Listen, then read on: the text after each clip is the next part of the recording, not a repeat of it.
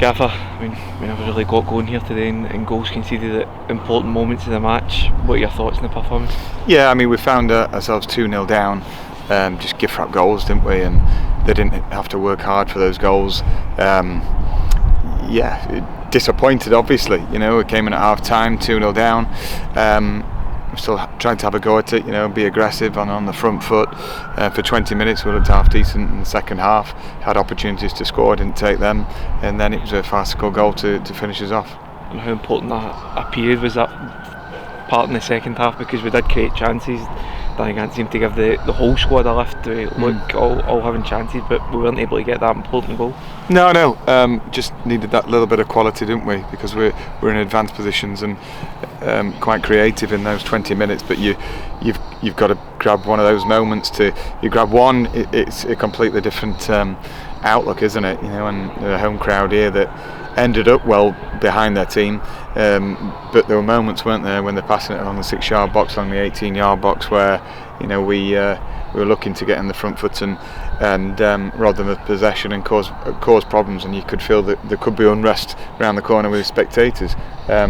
We didn't take advantage of that, and then it wasn't like we got picked off too many times. It was just dreadful defending at times.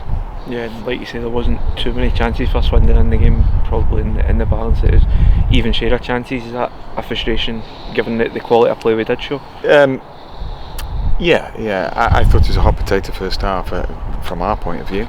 Got good players out there that we're actually encouraging every day in training to pass the ball, but it's 1-2 touch, give it away, and not getting our body prepared to and checking our shoulders to prepare and organised enough to get hold of the ball and want the ball and pass the ball, and we did, like I say, under no different instructions to start the second half. You know, we didn't suddenly say, well, this is rip up the long ball game, let's pass it. It was never a long ball game. You know, it's the space in behind, we have a good runner and finally a long pass, and the rest of the time build it. But you've got to do it under pressure, not just be a good trainer. And we make a couple of changes to try and go for the game a bit more, and then we concede the third goal at that point. Is that a big moment for you in reflection? Well, it obviously killed us off because we weren't going to come back at that late stage from that 3-0 deficit, and we just didn't have to give them that third goal. Like I say, it was probably belonged in a circus, but we have to move on. You know, it was a difficult outcome and poor performance that no one could have read, having seen such passion the other night.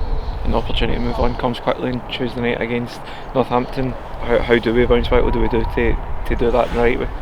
Well, off the pitch, we dedicate all our time on Harrogate Town and figuring out how to get more of what we saw on Tuesday and less of what we saw today. So it's picking the bones out of it, and it's looking at Northampton at the same time. So a lot of work to be done ahead to prepare the players as succinctly and clearly as possible on Monday in training. But I'm glad there is a game, an opportunity to rise to the challenge.